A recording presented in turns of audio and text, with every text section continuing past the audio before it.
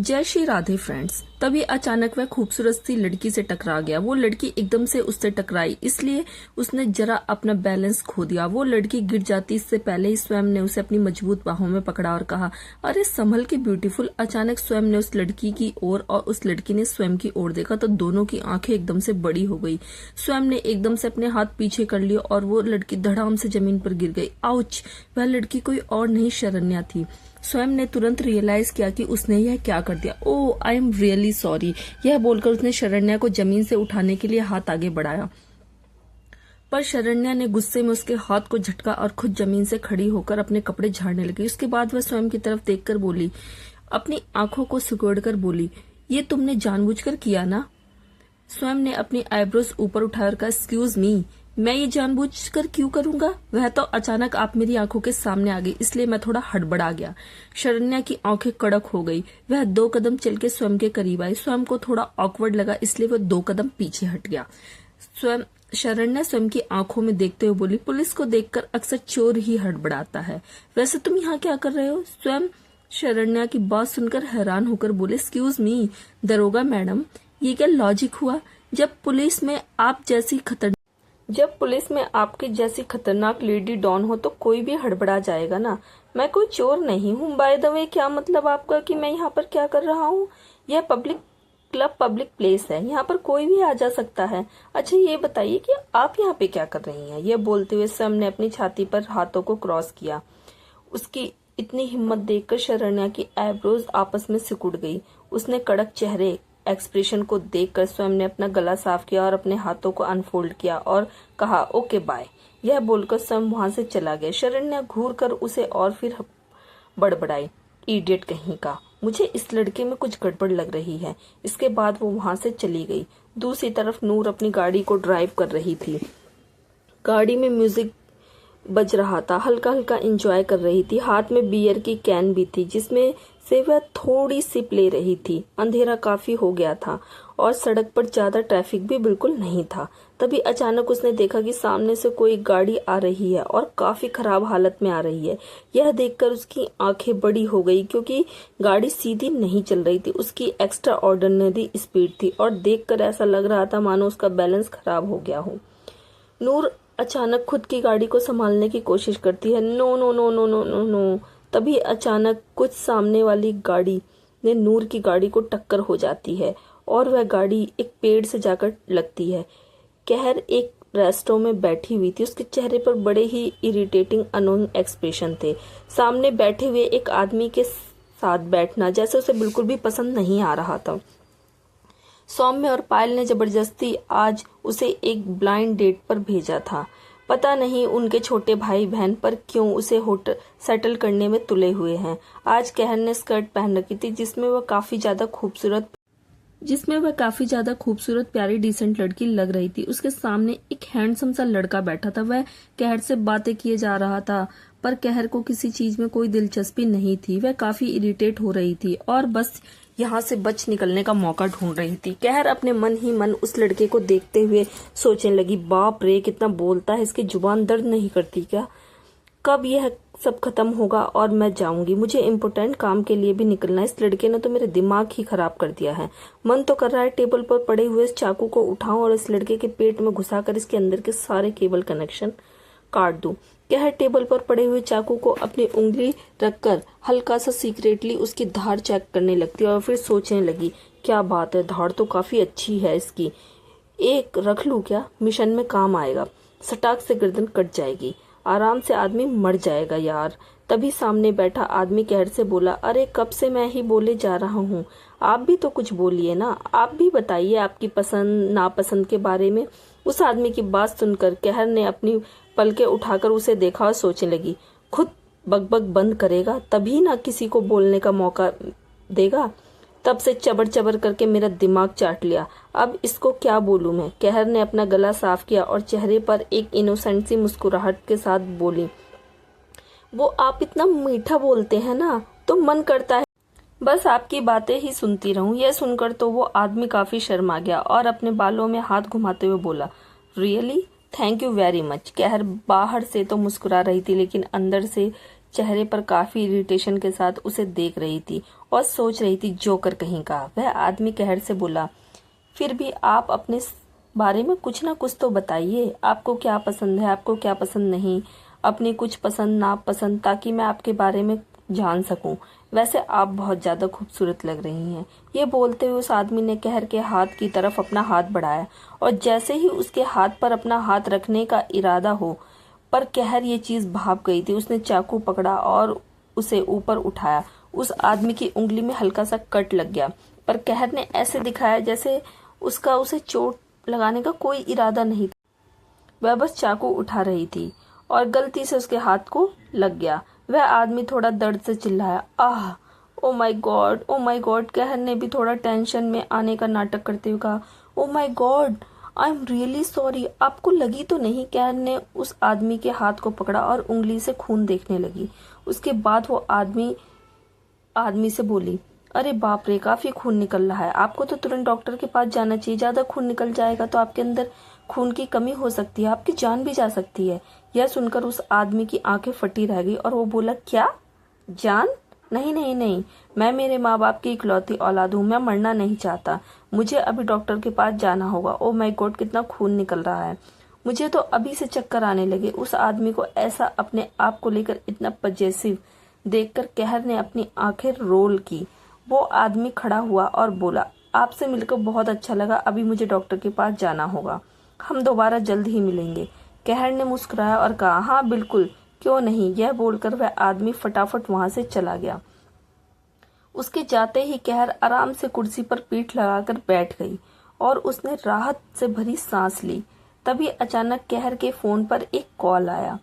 कहर ने जैसे ही उस फोन को उठाकर कॉल कर रहे इंसान के नाम को फ्लैश करते हुए देखा तो उसके एक्सप्रेशन थोड़े सीरियस हो गए और वो एकदम से सीधी होकर कुर्सी पर बैठ गई। उसने आसपास देखा, नजरों से स्कैन किया और फिर सीक्रेटली फोन को कान पर लगाकर बोली, जी। तभी दूसरी तरफ से कहर को कुछ इंस्ट्रक्शन मिले। कहर एक दुश्मन एजेंट सहारा होटल की एक बिजनेस पार्टी में आने वाला है। उसके पास हमें काफी इन्फॉर्मेशन मिल सकती है। तुम्हें किसी भी तरह से उसे जिंदा पकड़ लेकर आना है। याद रहे, जान से नहीं मारना, जिंदा पकड़कर लेकर आना है। कहर ने तुरंत सीरियस आवाज में कहा, ठीक है, आप मेरे पास उसकी फोटो भेज दीजिए।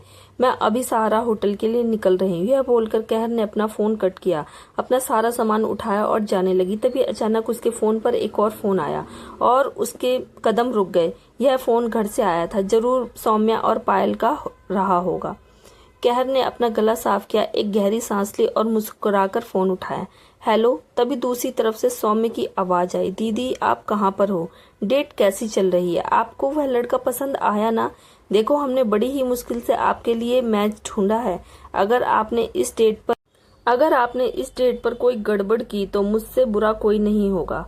आज रात को मैं आपको घर नहीं आने दूंगा। अपने छोटे भाई की धमकी सुनकर चौंक गई। फिर उसने हल्का सा हंसते हुए कहा, अरे तुमने क्या मैच ढूंढा है मेरे लिए? यह लड़का तो मुझे बहुत पसंद आया। बस अभी हम लोगों की डेट खत्म हुई है और हम लोग बस क्लब जा रहे हैं एंजॉय करने के लिए। आज घर आने में मुझे थोड़ी सी लेट हो जाएगी। तुम लोग चारों तरफ से खिड़की दरवाजे बंद कर लेना, ठीक है? तभी सौम्य की आवाज आई, सच में? हाँ हाँ ठीक है, आराम से जाओ, एंजॉय करो, हमारी चिंता मत करो। हमने ऑलरेडी सारे घर को चारों तरफ से बंद कर लिया है। हम लोग अभी सोने ही जा रहे हैं। गुड नाइट, अच्छे से एंजॉय करना। कहर ने भी कहा, गुड नाइट, तुम दोनों सो जाओ अभी फटाफट, तुम्हें सुबह स्कूल भी जाना है। कॉल कट करने के बाद कहर ने एक गहरी सांस ली। भगवान ने मेरे माँ बाप नहीं दिए, मगर ऐसे स्टिक भाई बहन दिए जो 10 माँ बाप पर भारी हैं। अब उनके सामने कोई बहाना बनाना पड़ेगा। फिलहाल के लिए सहारा होटल चलती हूँ। यह बोलकर वह वहां से सीधा होटल के लिए निकल गई। आज सहारा होटल को बड़ी ही खूबसूरत तरीके से सजाया गया था, क्योंकि यहाँ पर एक काफी बड़ी बिजनेस पार्टी रखी गई थी, जहां पर बड़े बड़े बिजनेसमैन आए हुए थे और यह पार्टी सिंघानिया की तरफ से रखी गई थी। दूसरी तरफ सड़क पर गाड़ी में पड़ी हुई नूर को होश आ रहा था। वह बेहोश हो गई थी। जैसे तैसे करके उसे होश आया और अपना सर पकड़ के वह सीधा बैठी। उसके सर में हल्की सी चोट लगी हुई थी। फिर उसने देखा कि उसकी गाड़ी भी पेड़ से टकरा गई है। तभी उसे याद आया कि उसकी गाड़ी की टक्कर अभी अभी दूसरी गाड़ी से हुई है। वह तुरंत गाड़ी से बाहर निकली और उस गाड़ी की तरफ देखा जिसकी टक्कर अब पेड़ से हो गई थी। बोनट खुला हुआ था आगे से, गाड़ी टूट गई थी, गाड़ी के एयरबैग भी खुले गए थे और आगे गाड़ी में हल्का सा धुआं भी निकल रहा था। नूर की आंखें बड़ी हो गई। ओ माय गॉड, आई होप गाड़ी के अंदर बैठा इंसान जिंदा हो। यह बोलकर नूर भागकर उस गाड़ी के पास गई। वो आदमी मुंह के बल नीचे गिरा हुआ था। Shit shit shit shit shit, नहीं नहीं नहीं, मरना मत, वरना सारा इल्जाम मेरे सर पे आ जाएगा। नूर ने जैसे तैसे करके उस आदमी को गाड़ी से बाहर निकाला, लेकिन जब उसका चेहरा देखा तो उसकी आंखें फट गई, क्योंकि वह कोई और नहीं राजवीर था। उसे देखकर नूर चौंक गई। यह तो वही लड़का है जो कार रेस में मिला था। Oh no! नूर ने फटाफट उस लड़के की सांस और नब्ज चेक की और राहत की सांस ली। थैंक गॉड जिंदा है। अभी फटाफट से इसे हॉस्पिटल लेकर जाना होगा। नूर उसे जगाने की कोशिश करती है। हेलो हेलो, एक्सक्यूज मी, आंखें खोलो, अपनी आंखें खोलो, हेलो, अपनी आंखें खोलो। मगर राजवीर बेहोश हो चुका था। तभी राजवीर के बगल में पड़े हुए वॉलेट को उठाकर उसने देखा। उसका नाम पढ़ा, राजवीर सिसोदिया। ओ माय गॉड, यह नाम तो कहीं सुना सुना लग रहा है। तभी अचानक नूर को कुछ याद आया और उसकी आंखें बड़ी हो गई। ये तो राजवीर सिसोदिया, भाई का बिजनेस राइवल। नूर बहुत ज्यादा हैरान हो गई, लेकिन पहले उसके लिए राजवीर का जिंदा बचना बहुत जरूरी था। इसलिए उसने जैसे तैसे करके उसे संभाला, अपनी गाड़ी के पास लेकर गई, गाड़ी की सीट पर लिटाया और फिर उसे हॉस्पिटल लेकर निकल गई। कहर ऑटो रिक्शा से बाहर निकलती है और उसके बाद अपने सामने एक बड़े से आलीशान होटल को देखती है। उस होटल को देखकर कहर ने सोचा, अच्छा तो यहाँ पर मिलेगा वो आदमी मुझे। तभी उसने अपना फोन निकाला। उस पर अभी अभी एक पिक्चर सेंड की गई थी। कहर गौर से उस पिक्चर को देखती है और फिर उसकी तस्वीर अपने दिमाग में बिठा लेती है। वह फोन को वापस रखती है और होटल के अंदर जाने लगती है। तभी गार्ड एकदम से उसे रोकते हुए बोला, एक्सक्यूज मी मैडम। एकदम से कहर रुक गई, गार्ड की तरफ देखती है। गार्ड कहर से बोला, अपना इनविटेशन कार्ड दिखाइए प्लीज। कहर ने तुरंत कहा, हाँ हाँ बिल्कुल, 1 मिनट। उसके बाद वह अपने पास में पर्स में हाथ डालती है तो वह वहां पर हाथ घुमाती है, लेकिन उसे वो इनविटेशन कार्ड नहीं मिला।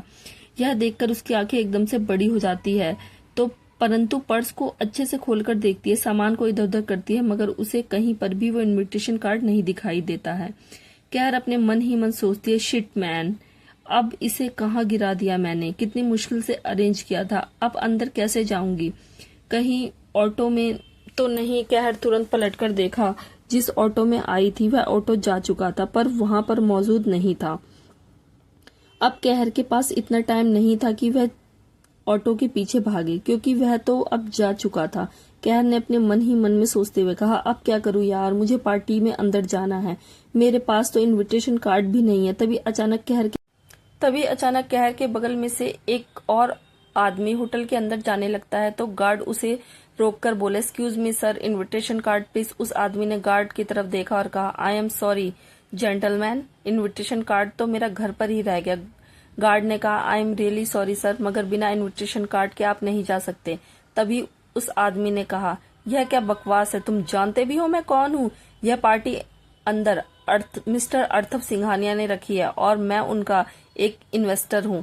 हमारा काफी क्लोज रिलेशन है, मुझे जाने दो अंदर। अगर मैंने तुम्हारी शिकायत कर दी ना, तुम्हारी नौकरी चली जाएगी, समझे? यह बोलकर वह आदमी जाने लगता है, पर वह गार्ड थोड़ा विनम्रता पूर्वक कहता है, I am really sorry sir, अगर बिना चेक करके अंदर जाने दिया और अगर आपकी बात झूठी निकली तो फिर मुझे ऑलरेडी बहुत बड़ी प्रॉब्लम हो जाएगी। मैं आपको नहीं जाने दे सकता। मिस्टर अर्थव सिंघानिया के खास ऑर्डर्स हैं, इनविटेशन कार्ड हो तभी आप अंदर जा सकते हैं, या फिर आप कोई प्रूफ दिखाइए कि आप उनके करीबी हैं, तो मैं अंदर जाने से नहीं रोकूंगा। उस आदमी ने अपनी आंखें रोल की और कहा, लगता है तुम ऐसे नहीं मानोगे, रुको मैं अभी हम दोनों की तस्वीर दिखाता हूँ। उसके बाद उस आदमी ने अपने मोबाइल फोन को निकाला, उसमें से एक तस्वीर निकाली और फिर उस गार्ड को दिखाया। उस तस्वीर में वो अर्थव सिंघानिया के साथ था। गार्ड ने तुरंत कहा, I am really sorry sir, आप जा सकते हैं। उसके बाद वह आदमी हॉल के अंदर चला गया। कहर खड़ी हुई ये सब अपनी आंखों से देख रही थी। अर्थव सिंघानिया का नाम सुनते ही एकदम से उसकी आंखें बड़ी हो गई और सोचने लगी, अर्थव सिंघानिया, अगर मैं गलत नहीं हूं तो ये वही है ना जो ताज होटल में अपनी एक मीटिंग के लिए आया था, वह मिस्टर एटीट्यूड किंग। अबे यार, अब क्या करूं, अंदर जाना भी बहुत जरूरी है। कार्ड तो नहीं है, एक काम करती हूँ, तभी कहर अपना फोन उठाती है। उसके दिमाग में एक जबरदस्त आइडिया आता है। उसकी आंखों में चमक आ गई थी। थोड़ी ही देर में वह अपना काम खत्म करती है और गार्ड के पास आकर कहती है, एक्सक्यूज मी, आप मुझे अंदर जाने दे रहे हैं या नहीं? गार्ड ने कहा, मैडम मैं आपसे पहले ही कह चुका हूँ, इन्विटेशन कार्ड दिखाइए और अंदर जाइए। बिना कार्ड के एंट्री अलाउ नहीं है। कहर ने अपनी आंखों को सिकेड़ कर अपने हाथों को छाती पर क्रॉस किया और गार्ड से बहुत ही कड़क आवाज में कहा, तुम जानते भी हो तुम किससे बात कर रहे हो? तुम किसे रोक रहे हो? बहुत पछताओगे। गार्ड कंफ्यूज होकर कहर को देखने लगा। उसने कहर को ऊपर से नीचे तक देखा। नॉर्मल कपड़ों में वह लड़की कोई सेलिब्रिटी तो नहीं लग रही थी। कहर ने उस आदमी से कहा, ऐसा क्या देख रहे हो तुम? शायद तुम जानते नहीं हो, मैं अर्थव सिंघानिया की गर्लफ्रेंड हूँ, समझे? अंदर मेरे बेबी की पार्टी चल रही है और तुम मुझे अंदर नहीं जाने दे रहे हो। अगर मैंने उनको बोल दिया कि तुम उनकी गर्लफ्रेंड के साथ ऐसी घटिया हरकत की है तो वो खड़े खड़े तुम्हारी नौकरी चली जाएगी।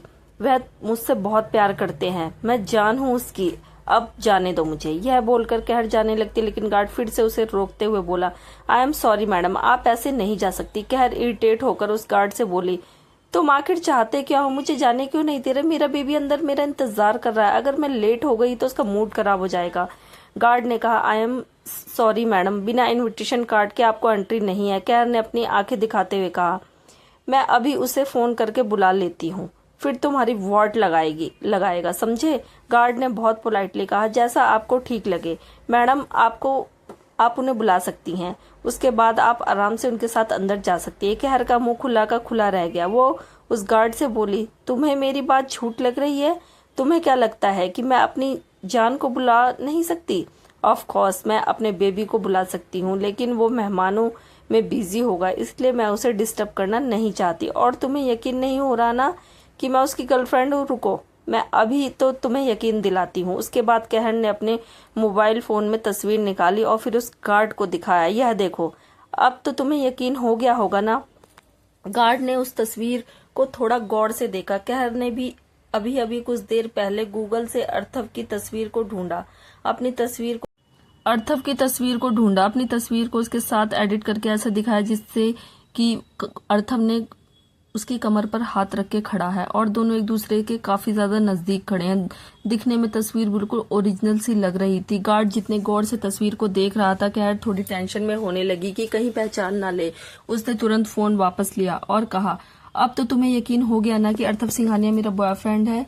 ही इज माई बेबी, अब मुझे जाने दो अंदर। तभी अचानक गार्ड ने तुरंत सीधे खड़े होकर सैल्यूट मारा। उसे इस तरह सैल्यूट मारता हुआ देखकर कहर ने अपनी आंखें रोल की, अपनी लटों को स्टाइल के साथ पीछे फेंका और फिर एटीट्यूड के साथ कहा, देखा आ गए ना लाइन पर। तभी गार्ड ने कहा, गुड इवनिंग मिस्टर सिंघानिया। अचानक यह सुनकर कहर की आंखें बड़ी हो गईं। क्या कहा इस गार्ड ने अभी अभी? मिस्टर सिंघानिया? कहर के रोंगटे खड़े हो गए। उसने तुरंत जैसे ही पलटकर देखा, उसकी आंखें और मुंह फटा रह गया, क्योंकि पीछे अपने बिजनेस सूट बूट में चेहरे पर ढेर सारी कोल्डनेस के साथ अर्थव खड़ा हुआ था। नूर हॉस्पिटल के काउंटर पर पैसे जमा करवा देती है और उसके बाद एक वार्ड में चली जाती है। डॉक्टर वार्ड के अंदर राजवीर की कंडीशन को थोड़ा चेक कर रहा था। नूर ने अंदर जाकर डॉक्टर से पूछा, डॉक्टर अब इसकी हालत कैसी है? ठीक तो हो जाएगा ना? इसका होश कब तक आएगा? डॉक्टर ने राजवीर के नाम चेक करते हुए कहा, जी अभी फिलहाल सब कुछ ठीक है, थैंक गॉड, ज्यादा चोट नहीं लगी एक्सीडेंट के दौरान, सिर्फ हल्की फुल्की सी कुछ खरोच आई है और जरा सी सर पर हल्की चोट लगने की वजह से बेहोश हो गए। मेरे ख्याल से सुबह तक होश आ जाना चाहिए इसे। यह सुनकर नूर ने राहत की सांस ली। डॉक्टर तो चला गया पर नूर वहीं राजवीर के बगल वाली कुर्सी पर बैठ गई। वह आराम से रिलैक्स होकर कुर्सी पर बैठ गई और अपने चिन को नीचे अपनी हथेली को रखकर राजवीर को देखने लगी। उसने राजवीर को गौर से देखा, काफी गौर से। उसके होठों पर हल्की सी मुस्कुराहट आ गई और उसने कहा, वैसे तो तुम इतनी अच्छी गाड़ी चलाते हो, आज क्या हो गया तुम्हें? खैर छोड़ो, एक बार तुमने मेरी जान बचाई, अब मैंने तुम्हारी जान बचाई। मिस्टर राजीव सिसोदिया, तो हमारे बीच का हिसाब किताब सब बराबर हो गया। उसके बाद नूर ने कुछ सोचा और फिर कहा, तुमने तो अपना नाम आरजे बताया था ना, और कहा था कि मैं तुम्हारे नाम का मतलब जल्द ही जान जाऊंगी। मैंने सोचा नहीं था कि हमारे दूसरी मुलाकात ऐसी होगी मिस्टर हैंडसम। होठों पर हल्की सी मुस्कुराहट के साथ नूर राजवीर को देख रही थी। उसके चेहरे को गौर से देखकर सोचती है, वाओ ही इज हैंडसम। नूर धीरे से अपना हाथ को आगे बढ़ाती है और खड़ी होकर थोड़ा राजवीर के करीब जाती है। उसके बाद वह राजवीर के चेहरे पर अपनी राजवीर के चेहरे पर उंगली फेरने लगती है। उसकी गहरी आईब्रोज, उसका गोरा सा चेहरा, परफेक्ट जो लाइन, नुकीले नाक नक्श, लंबी नाक, पतले पतले होठ, वह एकदम परफेक्ट साइज के थे। निचले होठों को दांतों के नीचे दबाकर नूर अम्यूजमेंट के साथ अपनी उंगली को जैसे राजवीर के चेहरे की शेप की एनालाइज कर रही हो। तभी अचानक राजवीर अपनी आंखें खोलता है। नूर की आंखें एकदम से फट जाती है, वो एकदम से हड़बड़ाकर पीछे होने लगती है। तभी राजवीर उसे पकड़कर अपने ऊपर खींच लेता है। राजवीर की आंखें बदली हुई थी और ये दिखा रही थी कि इस वक्त इस बॉडी में राजवीर नहीं कोई और ही है, आरजे। आरजे ने एक तिरछी सी मुस्कुराहट के साथ नूर से कहा, hello sweetheart, we meet again. दूसरी तरफ कहर की आंखें और उसका मुंह फटा हुआ था। जैसे ही उसने अपने पीछे अर्थव को खड़े हुए देखा, अर्थव का हाथ उसकी पैंट की जेब में था। चेहरे पर कोल्ड एक्सप्रेशन और अपनी आईब्रोज को सिकोड़ कर वह कहर की तरफ देखे जा रहा था। कहर ने अपना सलाइवा गटका, उसके तो चेहरे का रंग ही जैसे उड़ गया था। उसने एक्सपेक्ट भी नहीं किया था कि जिसकी गर्लफ्रेंड बनने का वह दावा कर रही थी है, गार्ड के सामने वही इंसान खुद ही एकदम उसके सामने इस तरह से आ जाएगा। अब तो उसका झूठ पकड़े जाने में ज्यादा देर नहीं। अर्थव धीरे धीरे अपने कदमों को आगे बढ़ाता है।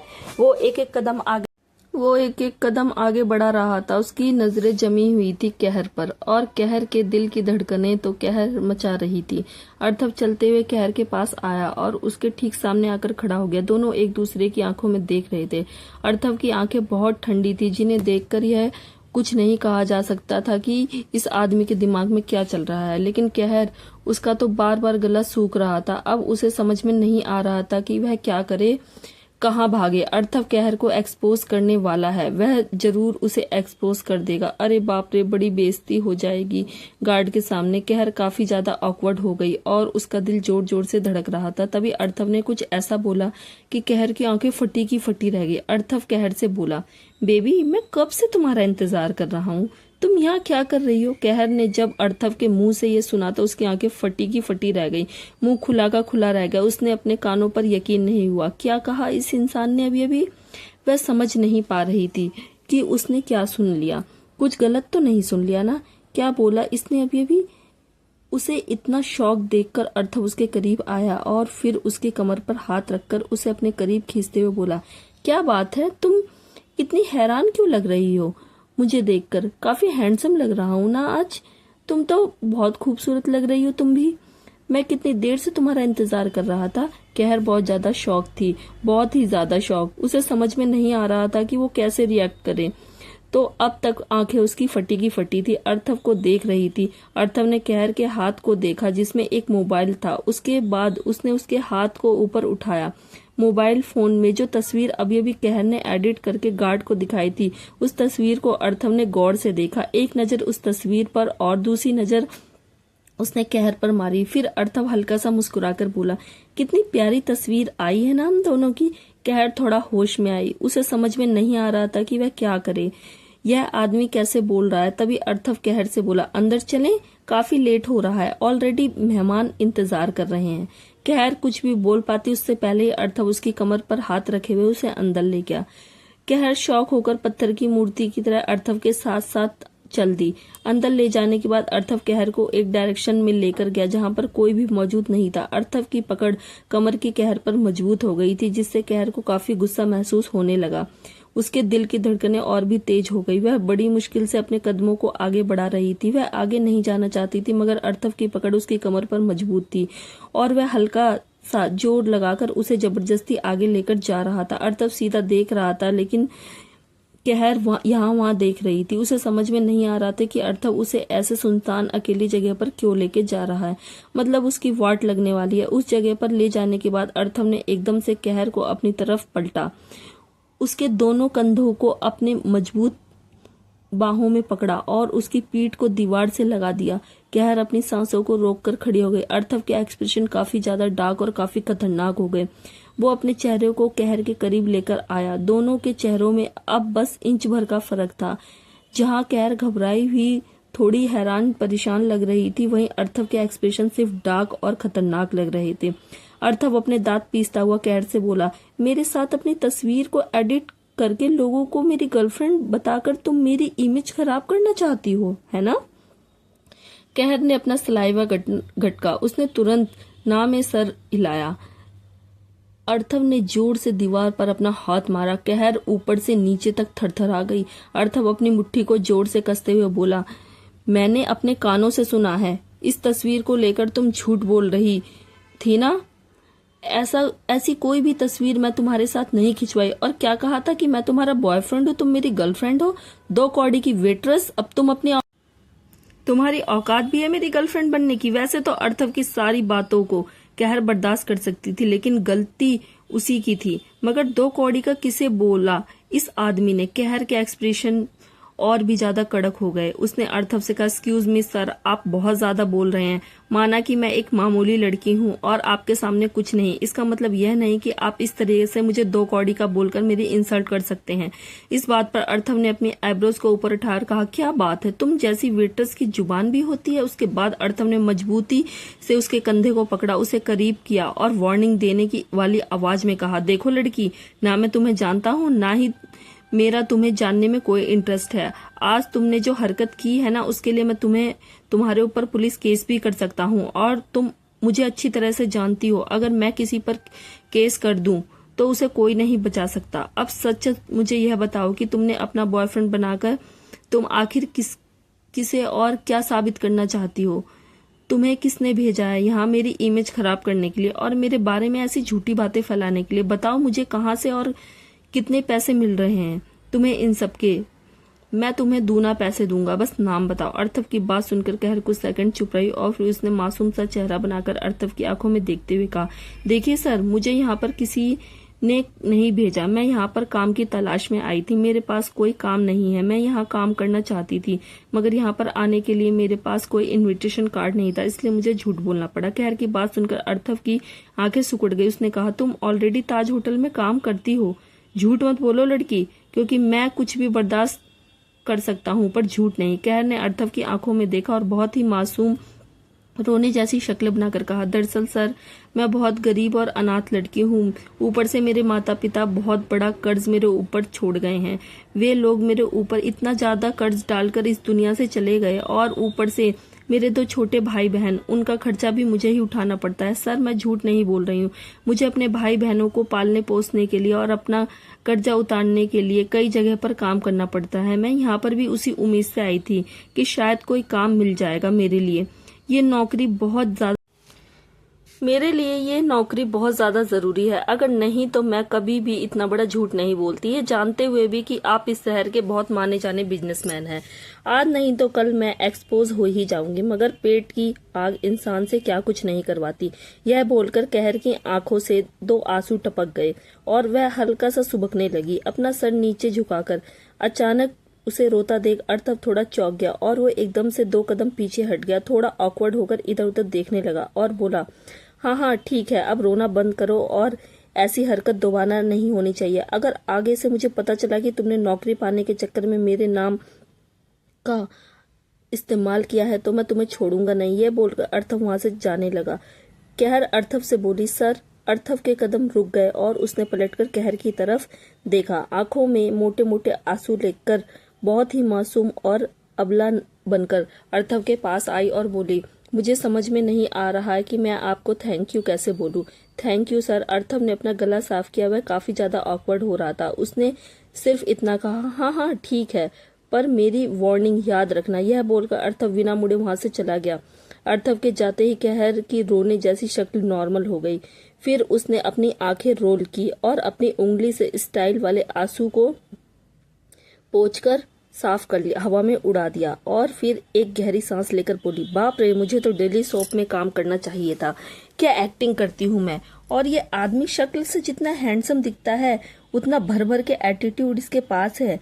उसका 1% भी दिमाग नहीं है। मैं तो डर ही गई थी कि कहीं मुझे पकड़ ना ले। थैंक गॉड मेरी मासूमियत का जादू चल गया। आहा, हेलो, चलो अब होटल के अंदर तो आ गई, अब अपना काम खत्म करती हूँ। कहर ने यहाँ वहां देखा और उसके बाद वह होटल के अंदर जाने के लिए निकल पड़ी। नूर की आंखें फटी हुई थी। वो बिस्तर पर किसी के ऊपर थी। आरजे के होठों पर एक तिरछी सी मुस्कान और आंखों में एक चमक लेकर नूर को देख रहा था। उसका हाथ नूर की कमर पर था। नूर बिल्कुल उसके सीने पर थी। वो एकदम से चौंक गई थी। उसने पीछे हटने की कोशिश की मगर आरजे ने अपनी पकड़ को लूज नहीं किया, इसलिए नूर हिल नहीं पाई। वो हकलाते हुए बोली, तो तुम होश में आ गए? छोड़ो, मैं डॉक्टर को बुलाकर लाती हूँ। इस पर आरजे ने तिरछा सा मुस्कुराते हुए कहा, उसकी जरूरत नहीं है, मैंने तुम्हें देख लिया, अब मैं बिल्कुल ठीक हूँ। बाय द वे, तुम यहाँ क्या कर रही हो? मैंने सोचा नहीं था कि हमारी अगली मुलाकात इतनी जल्दी होगी।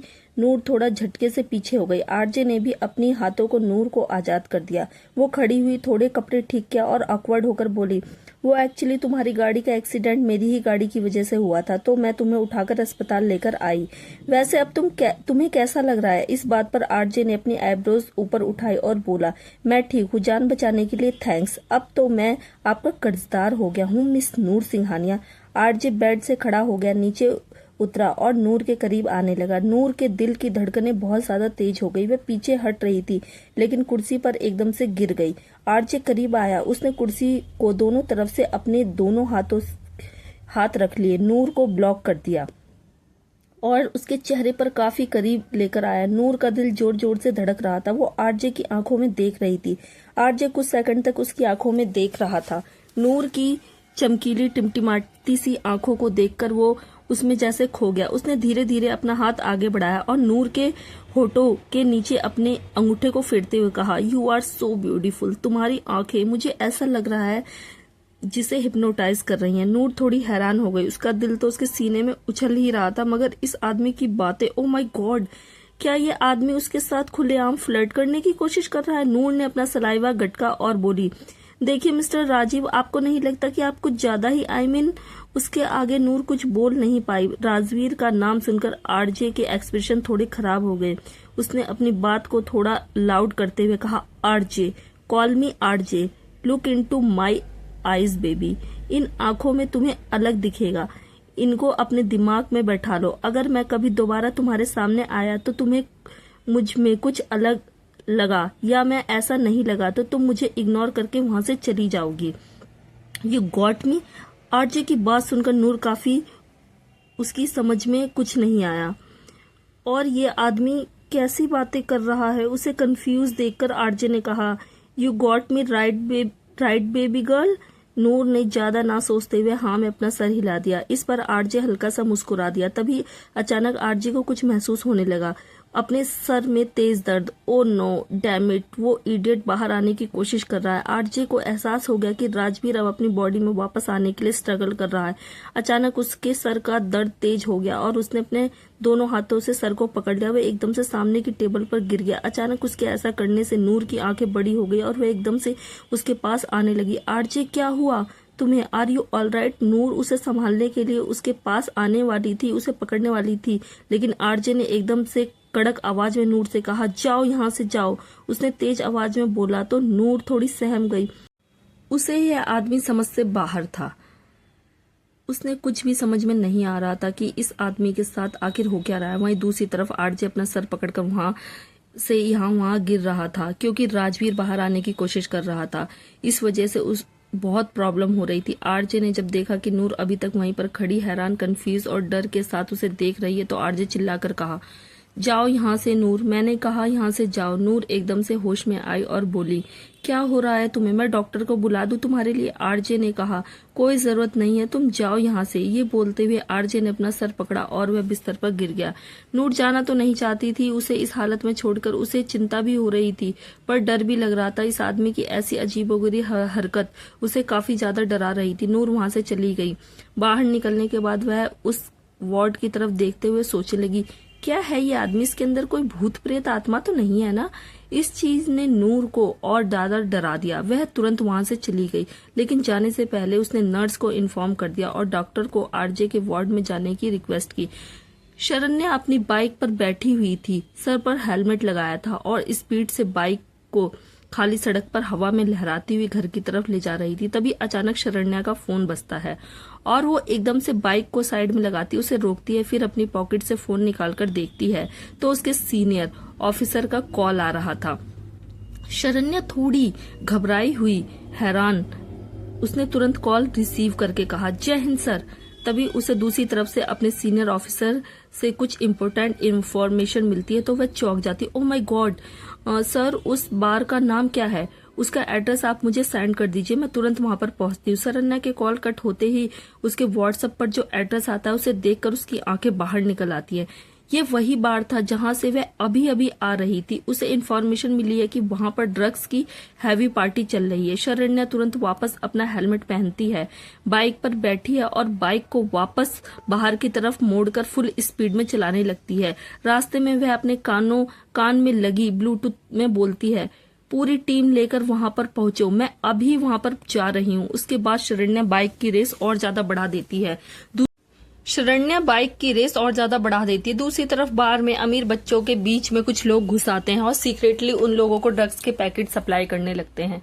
बहुत सारे जवान लड़के लड़कियां बार में ड्रग्स लेने लगते हैं। सब टल्ली होने लगते हैं। जल्द ही पुलिस बाहर पहुंचती है। कुछ लोग जो वहां पर ड्रग्स की सप्लाई करने के लिए आए हुए थे, उनके सीक्रेट सोर्सेस से उन्हें पुलिस के वहां पर आ जाने की खबर मिल जाती है।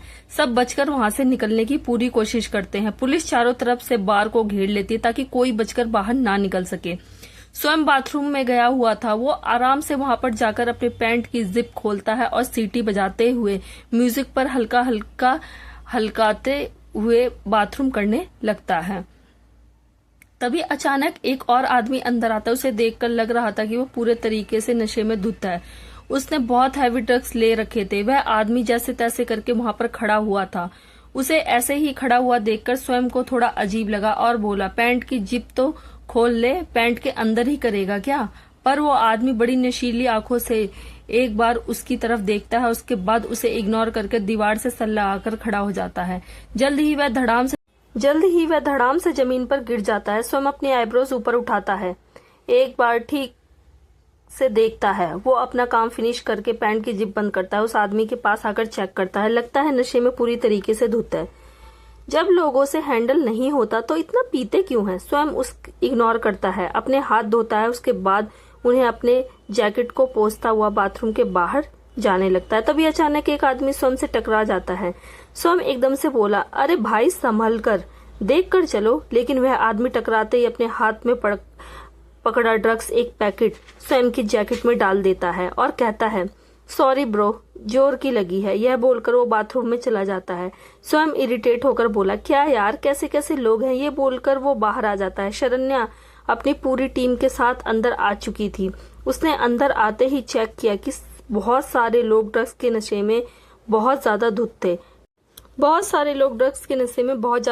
शौक तो तब लगा जब शरण्या की टीम कुछ लोगों ने देखा कि एक की तो मौत भी हो गई। उसने इतना हैवी डोज ड्रग्स का ले लिया कि वहीं पर मर गया और 4-5 लोगों की हालत इतनी ज्यादा खराब है कि वह कभी भी मर सकते हैं। एकदम से म्यूजिक बंद करवा दिया गया और शरण्या ने अपनी पूरी टीम को, सब लोगों को एक तरफ खड़ा करने को कहा। लड़के एक तरफ और लड़कियां एक तरफ। टीम के मेंबर्स उन लोगों को वहां से ले गए जिनकी हालत काफी ज्यादा खराब थी, ताकि उन्हें तुरंत अस्पताल पहुंचाया जाए और उस डेड बॉडी को भी वहां से निकाल दिया गया। अचानक यह सब देखकर वहां पर लोग काफी ज्यादा पैनिक हो गए। शरण्या ने बार में खड़े उन टीनेजर्स और लोगों से कहा, चुपचाप यहाँ पर खड़े रहो। अगर किसी ने कोई होशियारी करने की कोशिश की तो शूट के ऑर्डर मिले हैं, सीधा शूट करूंगी। फर्क नहीं पड़ता तुम कितने बड़े बाप की औलाद हो। यहाँ पर बहुत बड़े बड़े ड्रग्स डीलर्स आए हुए हैं, उनको पकड़ना बहुत जरूरी है, तो प्लीज कोऑपरेट करो। तभी अचानक स्वयं बाहर निकलकर आता है और ये सब देखकर चौंक जाता है। शरण्या की नजर उस पर पड़ती है और वो अपनी आईब्रोज को सिकोड़कर कहती है, हे तुम, चलो इन लड़कों के साथ खड़े हो जाओ। स्वयं समझ नहीं पाता कि यह सब क्या हो रहा है, पर वह चुपचाप जाकर लड़कों के बीच में खड़ा हो गया। उसके बाद सबकी चेकिंग शुरू हुई। बहुत सारे लोग जिनके पास ड्रग्स थी उन्हें पकड़ा गया। शरण्या चुपचाप खड़ी देख रही थी और टीम मेंबर लोगों को चेक कर रहे थे। लेडी कांस्टेबल लड़कियों को चेक कर रही थी और जेंट्स कांस्टेबल लड़कों को चेक कर रहे थे। तभी शरण्या की नजर स्वयं पर पड़ी और उसके बाद वह चलकर स्वयं के पास आई। स्वयं ने जब यह देखा तो वह थोड़ा सीधा होकर खड़ा हो गया। शरण्या स्वयं से बोली, शक्ल से शरीफ दिखते हो मगर तुम्हारी हरकतों से ऑलरेडी वाकिफ हूं मैं, तुम्हें तो मैं खुद चेक करूंगी। उसके बाद शरण्या स्वयं को चेक करने लगती है। स्वयं को काफी अजीब लगता है, मगर उसे तो पता था कि उसके पास कुछ नहीं है, तो वह आराम से खड़ा रहता है और चेकिंग करवाता है। उसकी आंखें तब फट जाती हैं जब शरण्या उसकी जैकेट की पॉकेट में हाथ मारती है और उसके हाथ में एक सफेद पैकेट मिलता है। जब शरण्या उसे बाहर निकाल देती है निकालकर देखती है तो स्वयं की आंखें फट जाती हैं। शरण्या कड़क डार्क आंखों से स्वयं की तरफ देखती है। स्वयं ना में घबराकर सर हिलाता है, जैसे बोल रहा हो नहीं, यह उसका नहीं है। शरण्या उसका कॉलर पकड़ती और कहती है, मुझे तुम पर पहले ही शक था। अगले ही पल स्वयं को धकेल कर पुलिस की वैन में डाल दिया जाता है, जहां पर वहां पर और भी मुजरिम थे। स्वयं जोर से चिल्लाता है, दरोगा मैडम, आपको फिर से गलतफहमी हो रही है, मैंने कुछ नहीं किया। और वैन के दरवाजे को तेज आवाज के साथ बंद कर दिया जाता है। स्वयं जेल की दीवार से अपनी पीठ लगाकर बैठा हुआ था, अपने सर अपने हाथों में पकड़ रखा था और चुपचाप शांति से बैठा था। लॉकअप में उसके साथ और भी कई लोग थे जिन्होंने ड्रग्स के चक्कर में पकड़ा गया था। वह सभी एक ही लॉकअप में बंद किए गए थे। इन सब के बीच बेचारा स्वयं फंस गया था, जिसकी तो कोई गलती भी नहीं थी। तभी थाने में शरण्या अपने सीनियर ऑफिसर के साथ एंट्री करती है। वह दोनों अंदर चलकर आते हैं। सीनियर ऑफिसर शरण्या से बोले, तुमने बहुत अच्छा काम किया है शरण्या पांडे। जल्दी से जल्द पता लगाओ कि ड्रग्स के इस रैकेट के पीछे आखिर है कौन। ये ड्रग्स बहुत ज्यादा खतरनाक और काफी महंगी है, तो ये बात जाहिर है कि जो कोई भी इसके पीछे है वह अमीर और पैसे वाले लोगों को ही इसके लिए टारगेट करता है। शरण्या ने जवाब दिया, जी सर, हमने सब कुछ सस्पेक्ट पकड़े हैं। हम कोशिश करेंगे उनके मुंह से निकलवाने की कि उन्हें ये काम करने के लिए किसने कहा। सीनियर ऑफिसर ने शरण्या की तरफ देखते हुए कहा, कोशिश की गुंजाइश हमारे काम में नहीं है शरण्या, उसके मुंह से निकलवाना ही है। ऐसे घटिया लोग अपने इस घटिया बिजनेस को चलाने के लिए हमारी यंग जनरेशन को खराब कर रहे हैं। इन्हें किसी भी हाल में पकड़ना है। इस पूरे शहर से ड्रग्स लीडिंग का सफाया करना है। शरण्या ने एकदम से सावधान की पोजीशन में खड़े होते हुए कहा, जी सर, आप मुझ पर छोड़ दीजिए, इस केस को मैं पर्सनली खुद हैंडल करूंगी, आपको शिकायत का मौका नहीं मिलेगा। सीनियर ऑफिसर ने हल्के से प्राउड एक्सप्रेशन के साथ कहा, मुझे पता है तुम एक बहुत काबिल ऑफिसर हो, मुझे तुम पर पूरा भरोसा है। शरण्या ने हल्का सा अपना सर हिलाया। उसके बाद सीनियर ऑफिसर वहां से चले गए। स्वयं वहीं लॉकअप के अंदर बैठा हुआ उनकी तरफ देखकर उनकी बातें सुन रहा था। शरण्या अपने सीनियर ऑफिसर के चले जाने के बाद लॉकअप के पास आई। उसे देखते ही स्वयं खड़ा हो गया। शरण्या की नजर स्वयं पर पड़ी। काफी कड़क और खतरनाक नजरों से उसने लॉकअप का दरवाजा खोला और अंदर जाकर खड़ी हो गई। जैसे ही शरण्या अंदर आई, वहां जितने भी लोग थे सब अपनी अपनी जगह पर खड़े हो गए। शरण्या ने अपने हाथ में पकड़े हुए डंडे को दूसरे हाथ में हल्के हल्के बजाते हुए उन सब की तरफ देखा। उसकी नजर बहुत ठंडी और खतरनाक थी। आखिर में उसकी आंखें स्वयं पर टिक गई, जो एक सेकंड के लिए उसे बेचारेपन से देख रहा था, पर अगले ही पल उसने अपनी नजरें घुमा ली। वह पहले ही बोलकर थक चुका है कि उसने कुछ नहीं किया, मगर शरण्या ने उसकी बातों पर कोई विश्वास नहीं किया। शरण्या ने उन सब लोगों की तरफ देखा और कहा, मैं तुम लोगों से आखिरी बार बहुत नॉर्मल तरीके से पूछ रही हूँ कि वो ड्रग्स स्मगलर करने के लिए तुम लोगों को किसने दिए हैं। अगर इस बार तुम लोगों ने सही जवाब नहीं दिया तो हमारी टीम तुम पर 3rd डिग्री टॉर्चर करेगी। 3rd डिग्री क्या होता है जानते हो ना? शरण्या की बात सुनकर अचानक सबके माथे पर पसीना आ गया। उनके चेहरे पर घबराहट दिखने लगी और सब एक दूसरे की तरफ देखने लगे। शरण्या पैनी नजरों से उन सबके एक्सप्रेशन नोट कर रही थी। जब उसने स्वयं की तरफ देखा तो उसकी आंखें हल्की सी सिकुड़ गई। स्वयं के चेहरे पर कोई भी एक्सप्रेशन नहीं था।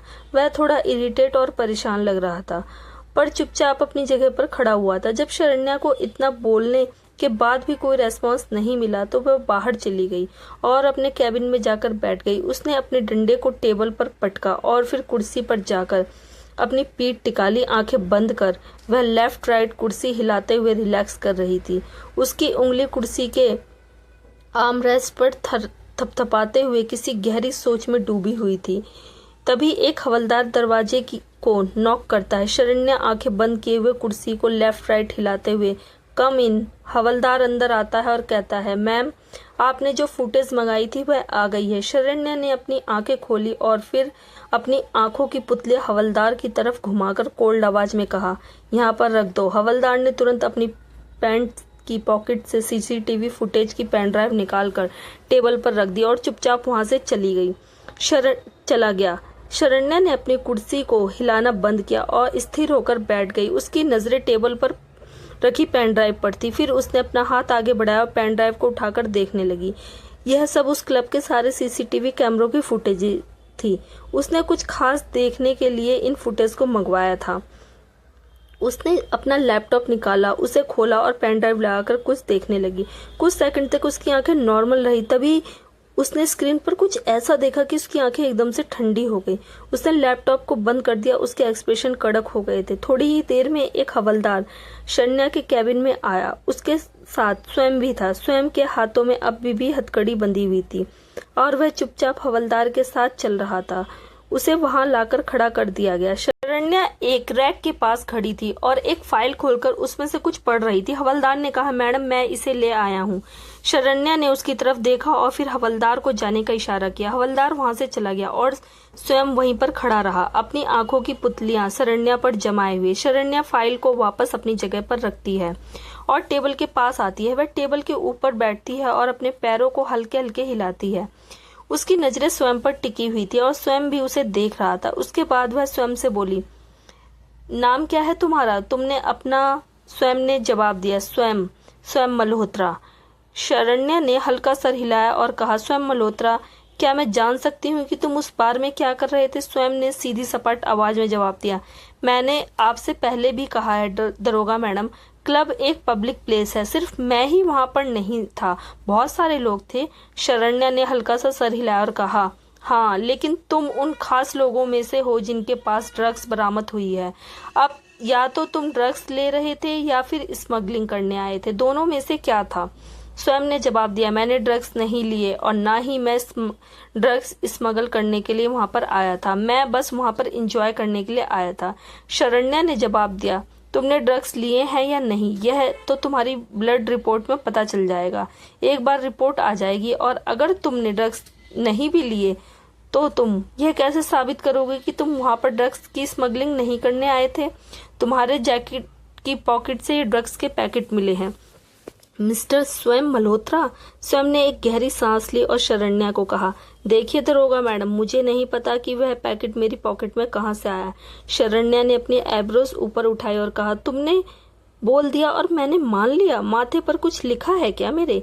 स्वयं ने अपनी आंखें रोल की और कहा, आपको यकीन दिलाने के लिए क्या मैं अपना सिर्फ सीना फाड़ दूं? वह पैकेट मेरा नहीं है। मुझे नहीं पता वह मेरी जैकेट में कहाँ से आ गया, कैसे आया। शरण्या कुछ सेकंड चुप रही, फिर उठकर स्वयं के पास आई। स्वयं चुपचाप अपनी जगह पर खड़ा रहा। शरण्या बिल्कुल उसके सामने आकर खड़ी हो गई और उसकी आंखों में देखने लगी।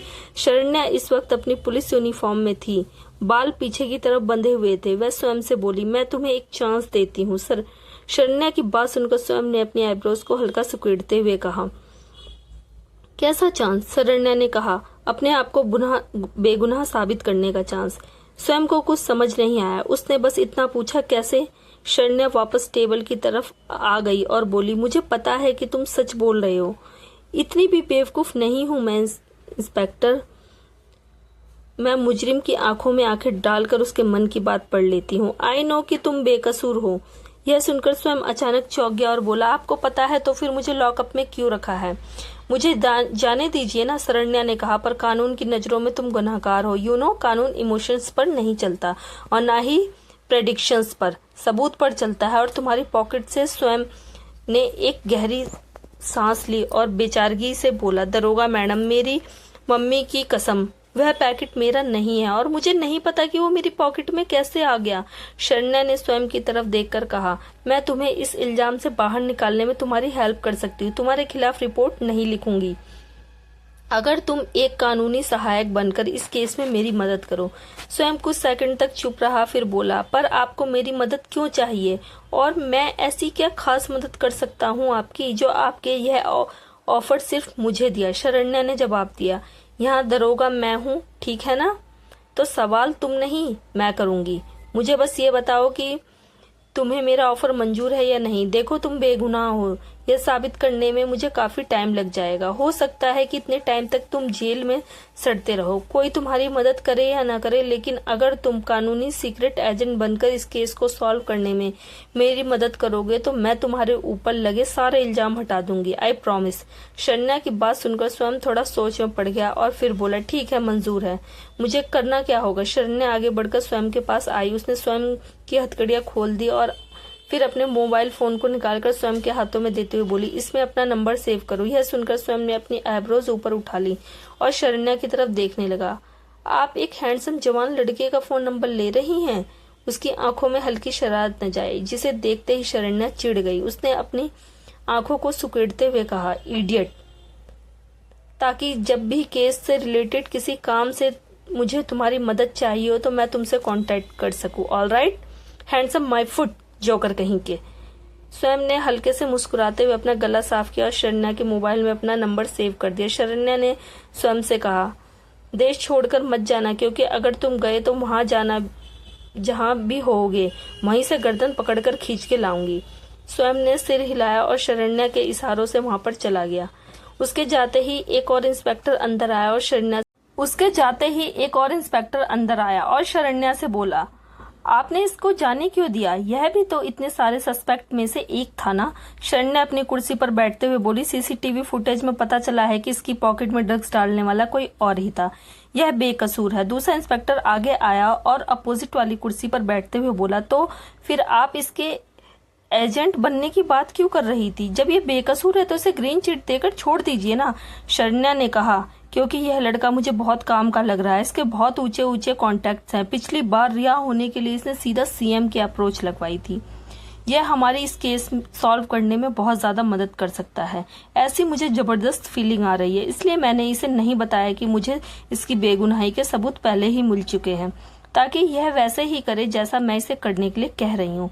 वह इंस्पेक्टर शरण्या की बात सुनकर हंसते हुए बोला, क्या बात है, बड़ा अतरंगी स्टाइल है आपका केस को सॉल्व करने का। शरण्या भी हल्का सा मुस्कुरा दी। To be continue. दोस्तों, वीडियो अच्छी लगी तो लाइक करें, चैनल पर नए हैं तो चैनल को सब्सक्राइब कर लें और हाँ, नोटिफिकेशन बेल जरूर दबाएं ताकि अगली अपडेट सबसे पहले आप तक पहुंच सके।